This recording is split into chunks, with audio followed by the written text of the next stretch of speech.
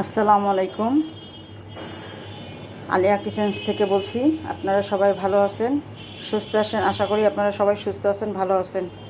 আজকে আবার একটা নতুন রেসিপি নিয়ে চলে আসলাম। আজকে আমরা রাঁধবো ডিম দিয়ে পটল দিয়ে আলু দিয়ে আলু ডিম পটলের সবজি।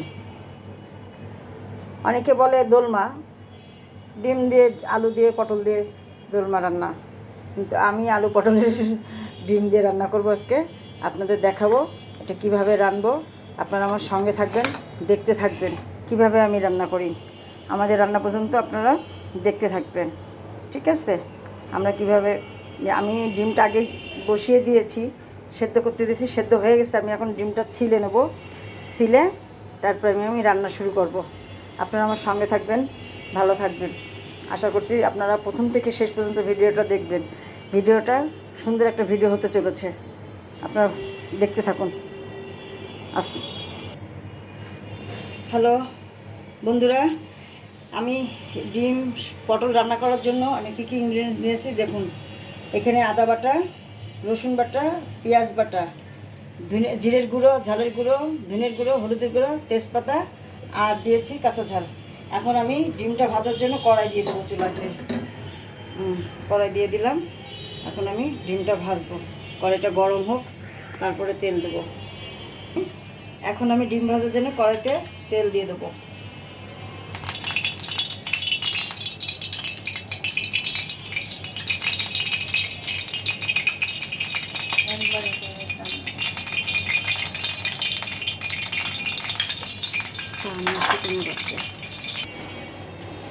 তেলটা গরম হয়ে গেছে, এখন আমি ডিমটা দেব ভাজার জন্য। আগে ডিমটা ভেজে নেব।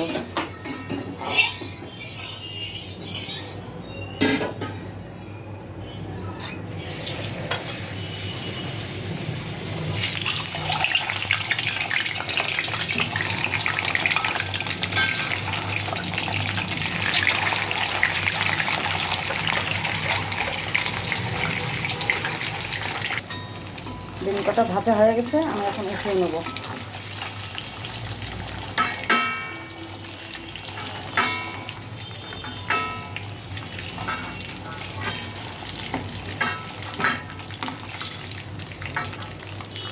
এবার আলুগুলোকে লাল লাল করে ভেজে নেব।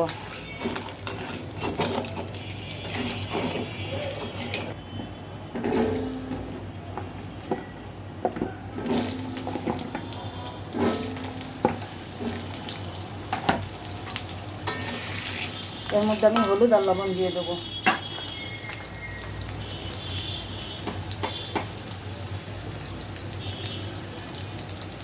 লবণ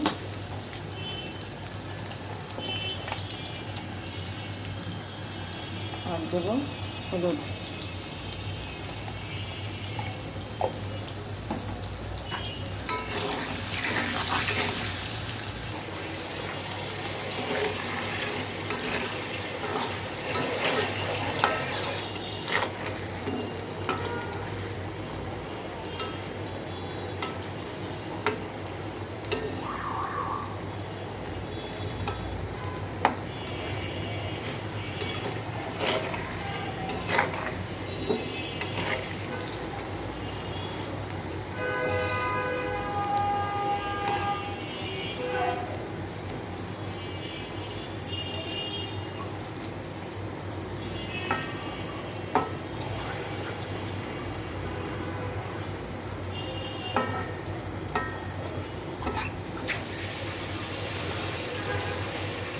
এবার আমি এই আলুর মধ্যে পটলগুলোও দিয়ে দেবো।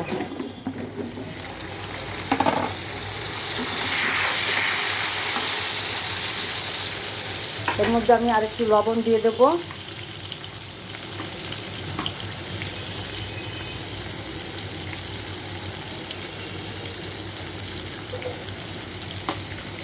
আর একটু হলুদ দিয়ে দেবো।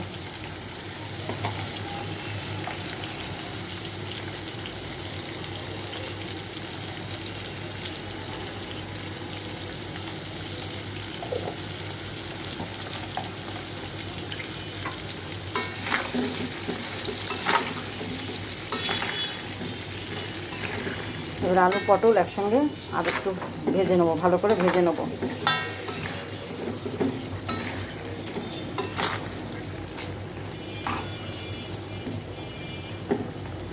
এটাকে আমি ঢেকে ঢেকে ভাজবো, ঢেকে দেবো।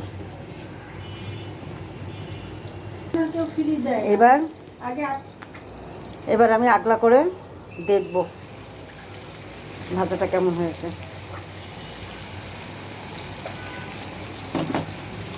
আমাদের ঠিক অনেক ভাজা হয়ে গেছে, আর একটু ভাজবো, ভেজে তারপরে উঠাবো।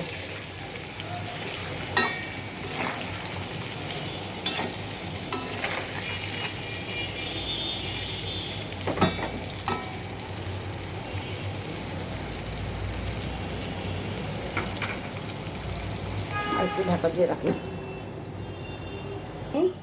আগলা করে দেখে নেবো ঢাকনিটা উঁচু করে। এবার ভাজা হয়ে গেছে, এবার আমি আলু পটল নামিয়ে নেবো।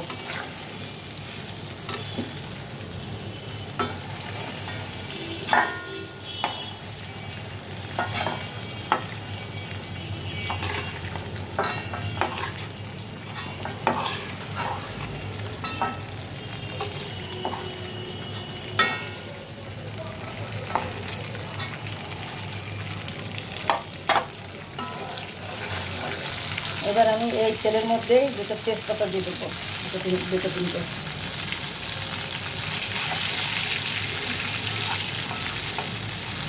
আর দিয়ে দেবো কাঁচামরিচ।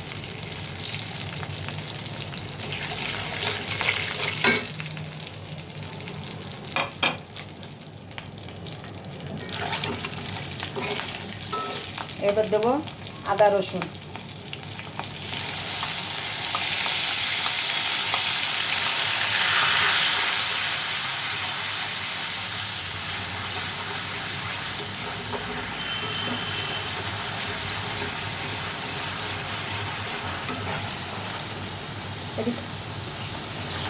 এবার আমি পেঁয়াজ বাটা দিয়ে দেবো, পেঁয়াজ বাটাটা। এবার আমি একে একে সব মশলা দিয়ে দেবো। হলুদটা কি বেশি হয়ে যাবে? এবার আমি একে একে সব মশলা দিয়ে দেবো।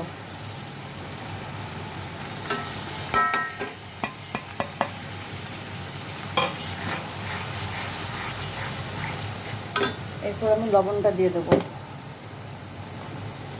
স্বাদ মতো। আগে যেহেতু লবণ দিয়েছে এই জন্য এবার অল্প করে লবণ দেবো।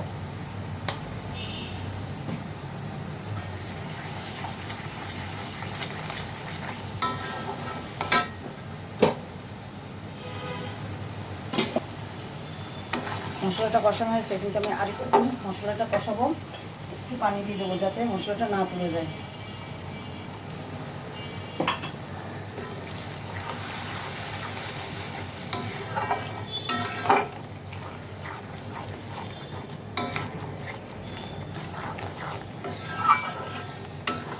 আমি গরম পানি ইউজ করেছি এখানে, আপনারা ইচ্ছা করলে নর্মাল ঠান্ডা পানিও ইউজ করতে পারেন, আবার গরম পানিও ইউজ করতে পারেন। এটা অপশনাল, আপনাদের যার যার মর্জি, পছন্দ মতো।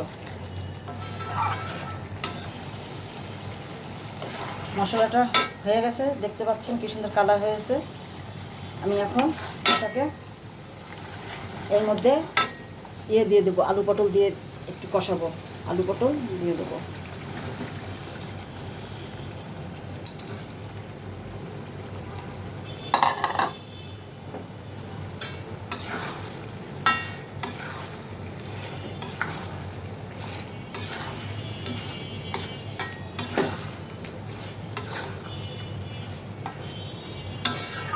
এটা আমি একটু কষাবো।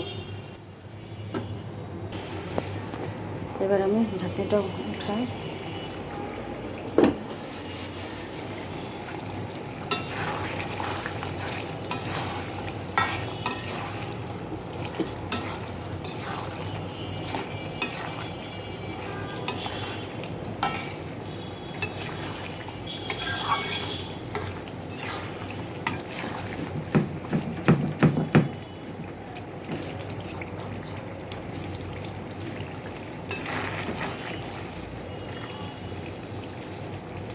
আর একটু হবে, সেদ্ধ হয়নি, আলু সেদ্ধ হয়ে গেছে, পটলটা সেদ্ধ হবে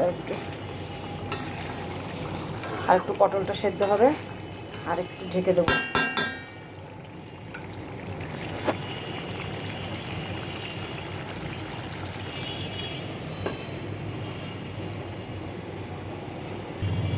এবার ঢাকনিটা উঠিয়ে দেখি,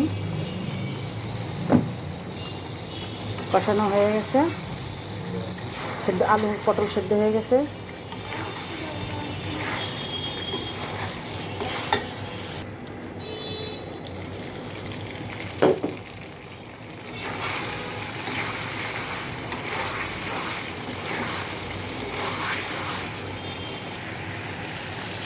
এবার আমি ঝোলের পানি দিয়ে দেবো।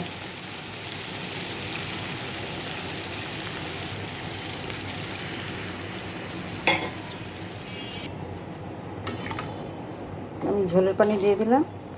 এখন আমি এতে ঢেকে দেবো, উতলালে ডিমটা দিয়ে দেবো। এবার উতলাই গেছে, এবার আমি এর মধ্যে ডিম দিয়ে দিব।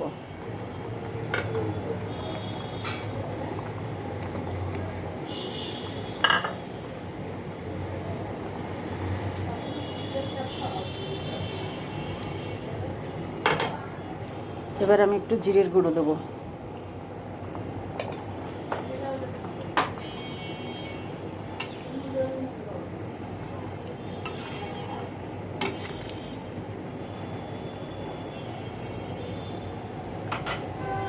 এবার একটু ঢেকে 5 মিনিট করব, 5 মিনিটের জন্য ঢেকে দেবো।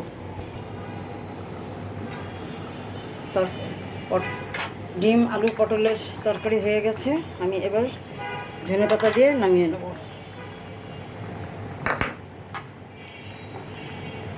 বন্ধুরা, আপনারা এইভাবে খেয়ে দেখবেন, রান্না করে, আশা করি ভালো লাগবে, মজা লাগবে। আর ভালো লাগলে কমেন্টস করে জানাবেন কেমন লাগলো, লাইকস করবেন, শেয়ার করবেন, সাবস্ক্রাইব করবেন, পাশের ঘন্টিটা বাজিয়ে দেবেন। আর আমার জন্য আশীর্বাদ করবেন, দোয়া করবেন।